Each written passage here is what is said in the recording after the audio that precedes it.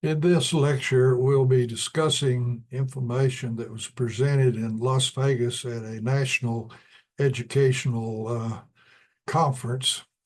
And I can start out by saying that there was a teacher in South Grand Prairie of Dallas that had retired, and they had too many students in three different classes, and they asked her to come back and form a fourth class. And as she told me, guess who they sent me? Their most difficult students, and one of them was Joshua. She said Joshua had never passed any tests. They just promoted him and said if I were to turn my back to him, he would be all over the classroom, maybe trying to crawl out the window. But I started giving him more comprehensive nutrition, which was available, and it was out of our own pocket. And not only did he settle down and study, because he had this condition that wasn't in the clinics, wasn't in the textbooks when I was in medical school in the late 1950s, early 60s, that's called attention deficit disorder or attention deficit hyperactivity disorder, which for short is called ADD and ADHD. Well, this more comprehensive nutrition, which supports better biochemistry in all organs of the body under the control of the genes and the incredible code that's in genes that controls cellular synthesis of bioactive molecules that operate the biochemistry and physiology of the body. And because of this first experience, I was invited in Las Vegas. So let's go to the first slide.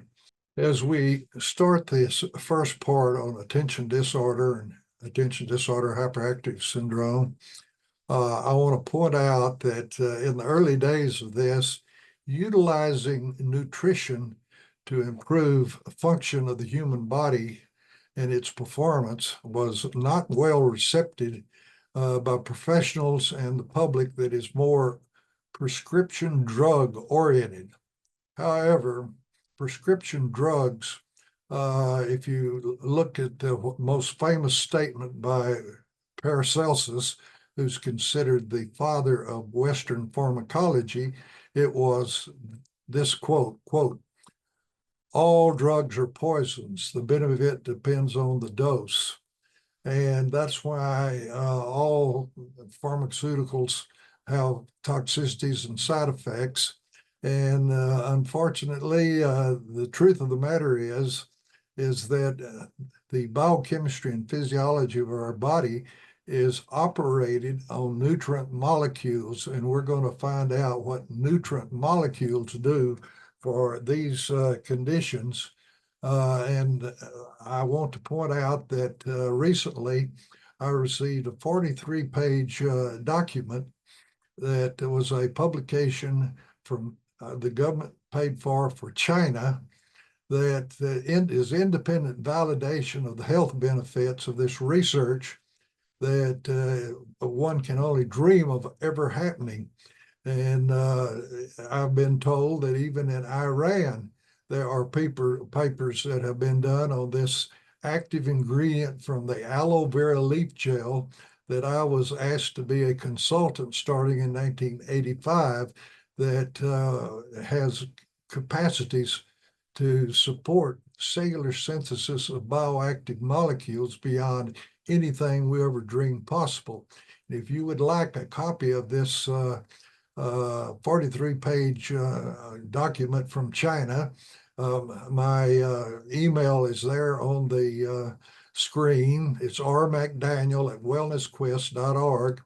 And if you also ask, I have a collection of key papers have been published that cite multiple investigators that have found improved brain function with more comprehensive nutrition, and I will include that if you ask for it. And this is scientific validation of anecdotal and some open pilot studies that over the last 39 years have been conducted that I never had the research funds to formally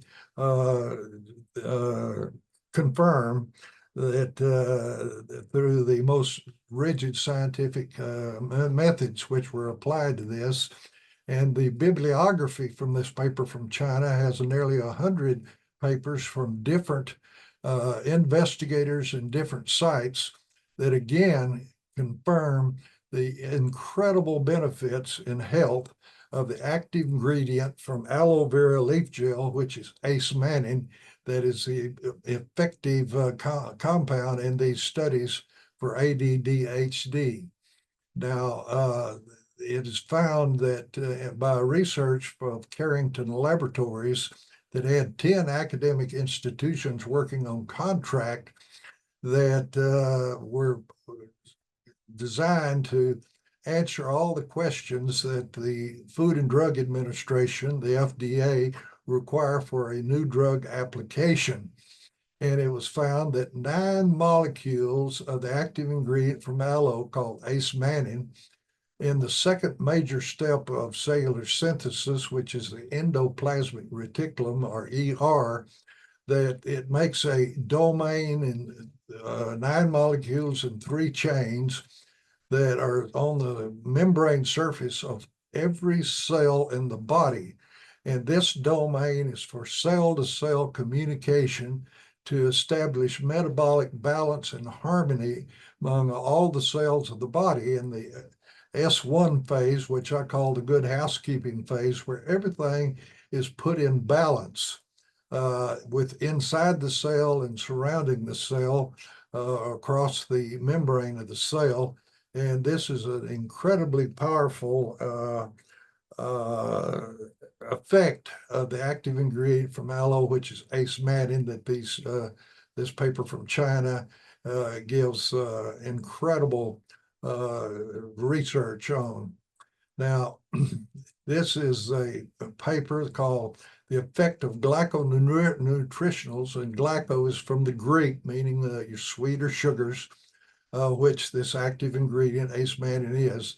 The effect of glyconutrition on the severity of attention deficit hyperactive disorder is published in the Proceedings of the Fisher Institute, Volume 1, Number 1. And these are the 2 authors, Catherine Dyckman, MD, and Ray McKinley, a dentist. They had 19 subjects, and they were tested before and at 6 and 8 weeks after they were started on this acemannan dietary supplement, which is the active ingredient from aloe leaf gel. Those children that weighed 50 pounds or less got 1 capsule a day. Those between 51 pounds and 75 were given 2 capsules of acemannan a day. And those over 75 pounds were given 3 capsules a day. They were also given a capsule of powders from multiple fruits and vegetables, which we call phytonutrients. They were given 2 of these a day, regardless of their weight. And they were assessed by this scale called ADES for 22 items for attention and for impulsiveness, and then the McCartney assessment for health items of these children that were taking this more comprehensive nutrition. Now, the first slide is the parent ratings using a Hawthorne inattention scale. And before receiving this, the score you can see there was an 80. Well, no, I believe it's a 54.4. And on the scoring of this Hawthorne thing, after receiving the what we had there, the intervention nutritional, it dropped to 45.0.